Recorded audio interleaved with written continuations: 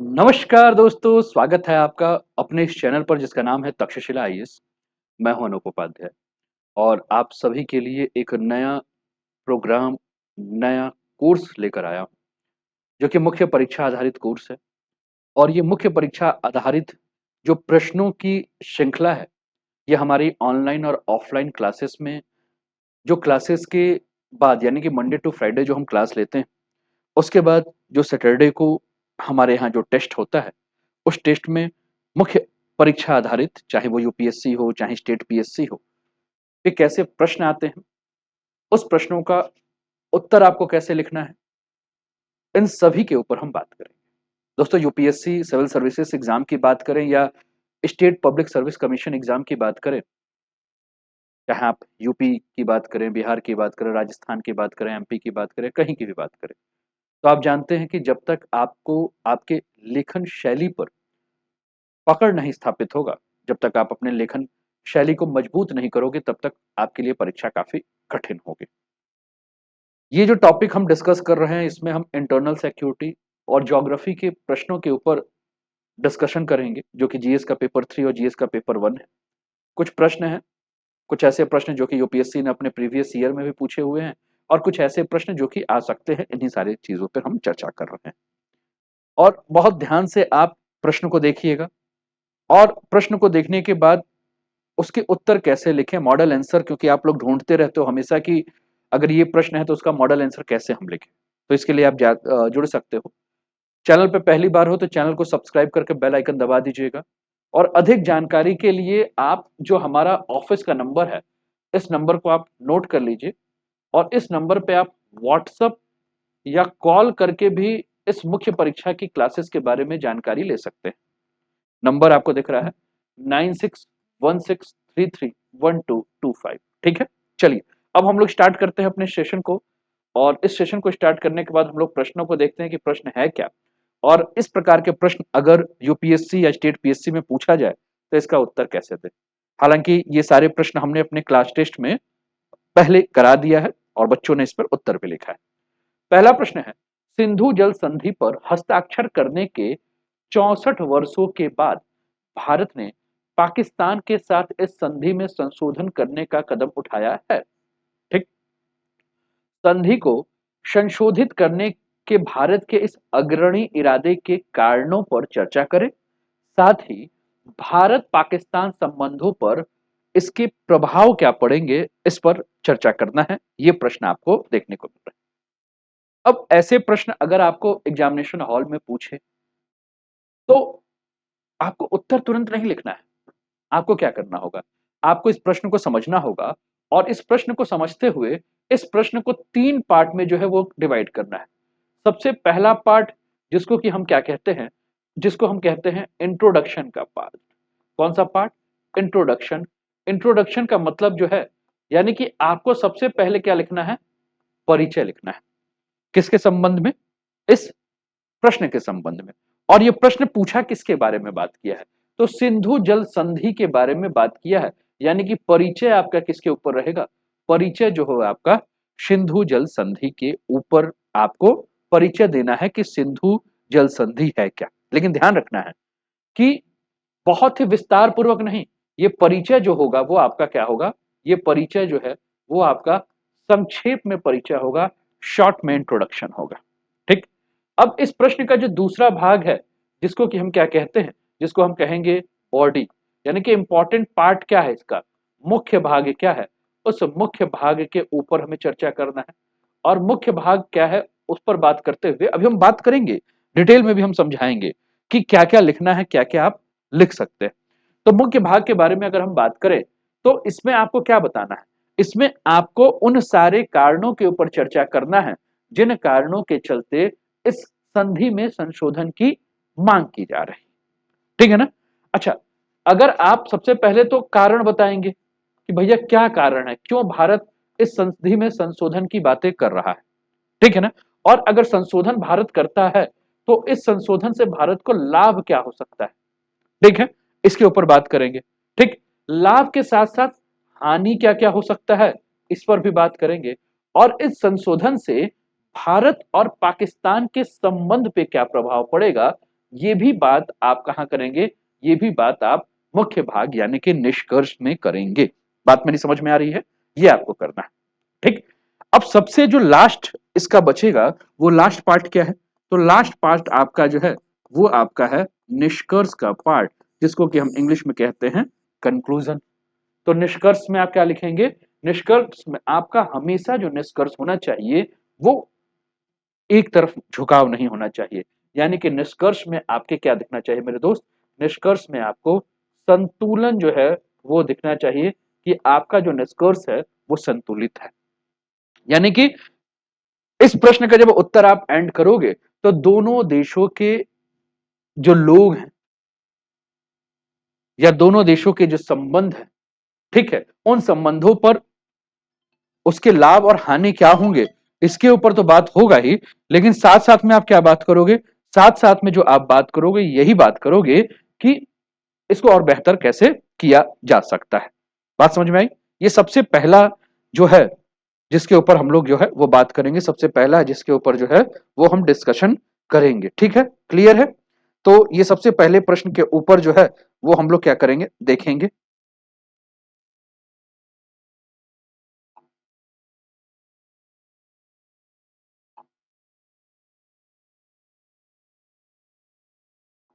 ठीक है दोस्त,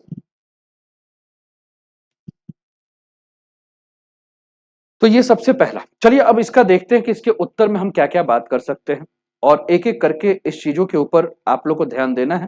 ठीक, तो चलिए सबसे पहला हमने कहा कि इसके इंट्रोडक्शन पार्ट में हमें बात करना है। ऑन इंट्रोडक्शन पार्ट्स की अगर हम बात करें तो जैसा कि मान लीजिए अगर आप ये उत्तर लिखते, है ना, अगर मुझे ये उत्तर लिखना होता तो मैं क्या क्या लिखता ये आपको मैं बता देता हूं। तो सबसे पहले मैंने लिखा परिचय। तो चूंकि मैंने कहा कि परिचय में आप क्या बात करोगे, मैंने कहा परिचय में आप सिंधु जल समझौते के बारे में जो है वो क्या करोगे, बात करोगे कि सिंधु जल समझौता है क्या, सिंधु नदी के बारे में आप बात करोगे। ठीक है, तो आप क्या बताओगे कि सिंधु जल समझौता, अच्छा कब हुआ था जल समझौता, तो 1960 में ये जल समझौता हुआ था। ठीक, तो आप क्या लिख सकते हो, आप लिख सकते हो कि सिंधु जल संधि भारत और पाकिस्तान के बीच में, किसके किसके बीच में, इंडिया और पाकिस्तान के बीच में जो है ये क्या है आपका एक ट्रीटी है, वाटर ट्रीटी है। वाटर ट्रीटी किस पर है, इंडस वाटर ट्रीटी के नाम से भी इसको जाना जाता है, सिंधु जल समझौता के नाम से भी जाना जाता है। 1960 में हुआ था, और इसके बीच में मध्यस्थता किसने की थी, तो वर्ल्ड बैंक जो है, विश्व बैंक जो है, इसके बीच में मध्यस्थता उसने की थी।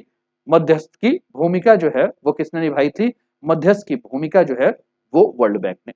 तो क्या लिख सकते हो, अगर मुझे ये लिखना होता तो मैं लिखता कि सिंधु जल संधि भारत और पाकिस्तान के बीच जल बंटवारे की संधि है, जिसे विश्व बैंक के द्वारा मध्यस्थता के माध्यम से 1960 में हस्ताक्षरित किया गया था। ठीक है, चलिए, तो क्या केवल सिंधु नदी के लिए है, तो नहीं, सिंधु और सिंधु की सहायक नदियां, सिंधु यानी कि इंडस, और इंडस की जो सहायक नदियां हैं, कौन कौन सी सहायक नदियां हैं, तो 5 नदियों के बारे में आप बात करोगे। ठीक है ना, कौन सी नदियां हैं, 5 नदियों के बारे में आप लोग को क्या करना है, बात करना है। 5 नदियां कौन कौन सी हैं, तो 5 नदियों के बारे में बात करेंगे तो आपका चेनाब, झेलम और इंडस। ठीक, ये एक तरफ हो गई। ठीक, दूसरा आपकी हो गई रावी। ठीक है, रावी के बाद हो गया आपका सतलज, और सतलज के बाद हो गया ब्यास। अच्छा, चेनाब झीलम इंडस जो है इसे हम कहेंगे वेस्टर्न रिवर, और इसे हम कहेंगे ईस्टर्न रिवर। ईस्टर्न रिवर का मतलब है वो नदियां जिस पर भारत के पास जो है वो क्या है, अधिकार है, इंडिया के पास है। वेस्टर्न रिवर का मतलब वो रिवर जिस पर पाकिस्तान को जो है वो ज्यादा अधिकार दिया गया है। ठीक, इसको याद करने का क्या है, CJI chief justice of India जो है वो वेस्ट में है, बाकी जो आपका राबी सतलज और ब्यास जो है वो आपका क्या है, ईस्ट भारत का जो है।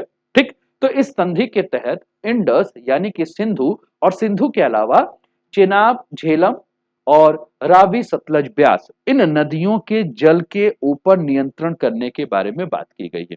अच्छा, जल पर नियंत्रण क्यों करना है, जल पर नियंत्रण इसलिए करना है कि दोनों के बीच में किसी भी प्रकार का डिस्प्यूट अगर होता है, विवाद होता है, तो उस विवाद को समाप्त करने के लिए क्या करना है, एक कमीशन की स्थापना करनी है, एक आयोग की स्थापना करनी है, जिस आयोग को क्या कहा जाता है, इसे कहा जाएगा सिंधु जल आयोग। क्या कहा जाएगा? सिंधु जल आयोग कहा जाएगा। और ये सिंधु जल आयोग क्या करेगा? ये सिंधु जल आयोग जो है वो किसी भी प्रकार के विवाद को सुलझाने का काम करेगा। ठीक है। अच्छा, इसमें यह भी बात की गई है कि भारत क्या करेगा, ये जितने भी पश्चिमी नदियां हैं इन नदियों के जल को रोकेगा नहीं, लेकिन अगर वो चाहता है कि इन नदियों के जल के बिना रोके ही विद्युत का उत्पादन करना चाहता है तो कर सकता है। और हल्का फुल्का अगर मैं बात करूं तो इन नदियों का जल का प्रयोग सिंचाई के लिए या डोमेस्टिक यानी कि घरेलू उपयोग के लिए जो है वो कर सकता है। ठीक है। लेकिन पूर्व की नदियों को जो है वो बिना किसी रोक टोक के भारत इसका प्रयोग कर सकता है। ये चीजें जो हैं, ये बातें जो है हमें इस उत्तर में जो है वो बताना है। ठीक है ना? क्लियर है? बताओ, कोई दिक्कत भैया? रिप्लाई करो, है ना? किसी प्रकार की समस्या? ठीक। ये चीज आपको जो क्या करना है, ये आपको बताना है। लेकिन हुआ क्या? लेकिन हाल फिलहाल में हम क्या देख रहे हैं कि भारत और पाकिस्तान के साथ कई सारे विवाद हमें देखने को मिले हैं। और भारत और पाकिस्तान के साथ जो ये विवाद हो रहे हैं, इसी विवाद में निर्णय क्या लिया जा रहा है? निर्णय ये लिया जा रहा है कि हम इस संधि में जो है वो क्या करेंगे? संशोधन करेंगे। अच्छा, संधि में संशोधन के पीछे कारण क्या है भैया? क्यों भारत जो है इस संधि में संशोधन करना चाहता है? तो भारत कह रहा है कि भैया हम पाकिस्तान को समझा रहे हैं क्या, कि रक्त एवं जल दोनों का प्रवाह साथ में नहीं हो सकता है।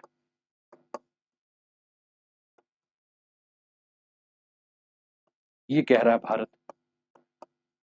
कि भैया तुम आतंकवाद को बढ़ा रहे हो, तुम जब देखो तब हमारे यहां हमले कर दे रहे हो, तो दोनों नहीं होगा।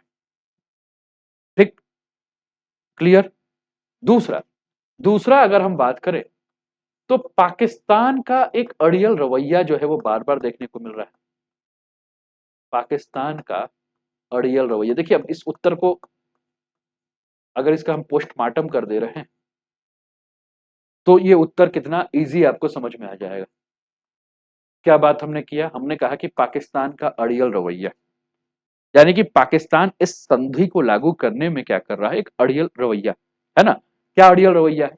अगर भारत किसी भी प्रकार से जल विद्युत यानी कि हाइड्रो इलेक्ट्रिसिटी की बात कर रहा है तो पाकिस्तान उस पर टांग लड़ा दे रहा है। ठीक है ना? और भारत कह रहा है कि भैया अगर किसी भी प्रकार की मतभेद है तो मतभेद में आपने एक आयोग का निर्माण किया है ना, तो उस आयोग के पास जाइए, उस आयोग के साथ जो है उस आयोग के जो कमिश्नर हैं, जो विशेषज्ञ हैं वर्ल्ड बैंक के, उनके साथ मिलकर मध्यस्थता कीजिए। लेकिन पाकिस्तान क्या कर रहा है? पाकिस्तान सीधे कह रहा है कि नहीं, हम वर्ल्ड बैंक को जो है वो मध्यस्थ की भूमिका में लाएंगे, विश्व बैंक को मध्यस्थ की भूमिका में लाएंगे और इसी से मध्यस्थता कराएंगे। ठीक। इसके अलावा जो हमने कहा, रक्त एवं जल दोनों का प्रवाह एक साथ नहीं हो सकता है। आपको याद होगा कि उरी हमला आपको याद होगा, पुलवामा आपको याद होगा, है ना? ये सारे, और हाल फिलहाल में ये जितने भी आतंकी हमले, इस समय कश्मीर में चुनाव चल रहा है, तो हाल फिलहाल में जिस प्रकार से आतंकी हमले हो रहे हैं, ये आतंकी हमले भी कहीं ना कहीं जो है वो क्या है, किसी भी प्रकार से जो है वो भारत बर्दाश्त नहीं करे। दूसरा, भारत जो है एक नदी है जिसको कि हम किशन गंगा नदी कहेंगे, और इसी किशन गंगा को जो है वो पाकिस्तान एक नाम से जानता है। किस नाम से जानता है? तो पाकिस्तान इसी को जो है वो नीलम नदी कहता है। अब इसी किशन गंगा पे भारत जो है वो क्या कर रहा है? डैम बना रहा है। ठीक। किसके लिए? तो विद्युत उत्पादन के लिए। तो पाकिस्तान जो है इसका विरोध कर रहा है। ठीक है। तो ये सारे जो मुद्दे हैं, जो विवाद के मुद्दे हमें देखने को मिल रहे हैं। अब फिर प्रश्न उठता है कि क्या अगर ये संशोधन होगा तो इस संशोधन से लाभ होगा? देखिए भैया, अगर संशोधन होता है तो भारत के पास समस्या किस चीज की है? विद्युत की। तो भारत अगर संशोधन होता है तो चलिए हम अगर इसका एक पक्ष देख लेते हैं जो कि सकारात्मक पक्ष हमें दिख रहा है। अगर संशोधन होता है तो क्या होगा दोस्त? तो संशोधन अगर होता है तो विकास के लिए भारत को जो ऊर्जा की समस्या है, जो जल की जरूरत है, वो डैम बनाकर क्या कर सकता है? यूज कर सकता है। भारत में अगर बाढ़ आ रहा है तो बाढ़ को रोकथाम कर सकता है, ठीक है। इसके अलावा सूखे मौसम के लिए यहाँ जो भी भंडारित जल है उसका वो प्रयोग कर सकता है। ये तो हम सकारात्मक हम देख रहे हैं, हम भारतीय तो हम देख रहे हैं। लेकिन इसका भारत और पाकिस्तान के संबंध पर क्या प्रभाव पड़ेगा? भाई संबंध भी तो देखना है आपको। और अटल बिहारी वाजपेयी जी का वो लाइन आपका याद होगा कि आप पड़ोसी नहीं बदल सकते, ठीक है। तो पड़ोसियों को नहीं बदल सकते हैं तो क्या करेंगे? तो भारत और पाकिस्तान के संबंधों पे क्या प्रभाव पड़ेगा, इसके ऊपर अगर हम क्या करेंगे, बात करेंगे। तो जो ये संधि हुआ था, इस संधि का एक अनुच्छेद है, जिस अनुच्छेद को, इस संधि के अनुच्छेद के बारे में मैं बात कर रहा हूं। कौन सा संधि? इंडस वाटर ट्रीटी, है ना। यानी कि सिंधु जल समझौते की एक संधि है, संधि नंबर 12। और इसका एक क्लॉज है जिसको कि हम क्लॉज 3 के नाम से जानते हैं, ठीक है। तो संधि 12 का क्लॉज 3 क्या कहता है, ठीक है ना? कहता है कि अगर दोनों की दोनों सरकारें इस संशोधन को लागू करती हैं तो क्या होगा, ठीक है ना। मतलब अगर ये संशोधन की प्रक्रिया करेंगे तो दोनों सरकारों को क्या करना होगा। तो अगर भारत कहे कि हमको संशोधन करना है तो पाकिस्तान को 90 दिन की नोटिस अवधि के भीतर जो है वो क्या करना होगा, जवाब देना, ठीक है ना। और भारत इस संधि के लिए आगे की शर्तों को जो है वो पाकिस्तान को बता सकता है, ठीक है। मतलब अगर पाकिस्तान ये कहे कि भैया ये संधि हमको, ये संशोधन हमको नहीं पच रहा है, तो भारत कहेगा ठीक है, तो एक काम करो, तुम हमारे यहां आतंकी घटनाओं को बंद करो, ठीक है। हमारे यहां जो समस्या पैदा कर रहे हो तुम वो मत करो। तो भारत भी अपना पक्ष रख सकता है, ठीक है। लेकिन फिर दिक्कत है कि क्या भारत के लिए इतना आसान है ये सब करना? तो भैया भारत के लिए इतना आसान नहीं है। क्यों आसान नहीं? आसान इसलिए नहीं है दोस्त मेरे, क्योंकि पाकिस्तान का एक मित्र है जो कि सदाबहार मित्र है, एवरग्रीन फ्रेंड, जिसका नाम है चीन। और चीन से दो नदियां भारत को, या तीन नदियां कहिए, दो ही नदियां क्यों, तीन नदियां, एक है सिंधु, दूसरा है सतलज, और तीसरा है ब्रह्मपुत्र। इन तीन नदियों से भारत को क्या आ रहा है, जल आ रहा है। तो अगर पता चला कि कहीं से भी दिक्कत पैदा हुआ तो चीन क्या कर सकता है, इन नदियों पर सख्त रवैया अपना सकता है। अगर इन नदियों पे सख्त रवैया अपनाया तो भारत के लिए जो है वो क्या हो जाएगा, दिक्कत हो जाएगी। तो फिर क्या करना होगा? तो फिर भारत और पाकिस्तान को इन मुद्दों पर बड़ी शांति से बात करनी होगी। क्यों शांति से बात करनी होगी?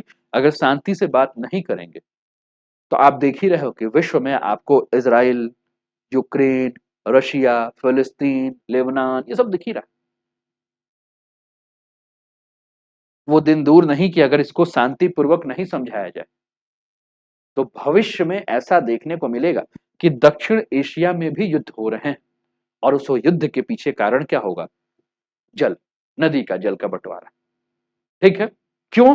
क्योंकि चाहे भारत हो चाहे पाकिस्तान हो, यहाँ के लोगों का जो जीवन है वो सिंधु नदी के जल के ऊपर ही निर्भर है।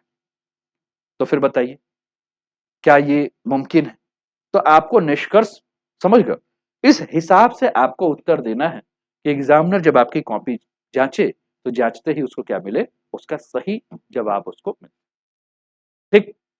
तो इस तरह से, तो ये एक एक सेगमेंट कर करके उत्तर आपको देखने को मिलेगा, आप उत्तर देखिए, ठीक। और फिर आप समझिए, अगर आईएएस या पीसीएस की मुख्य परीक्षा में ऐसे प्रश्न पूछे जाते हैं तो आप क्या उत्तर लिख सकते हैं। उम्मीद है कि पसंद आया होगा।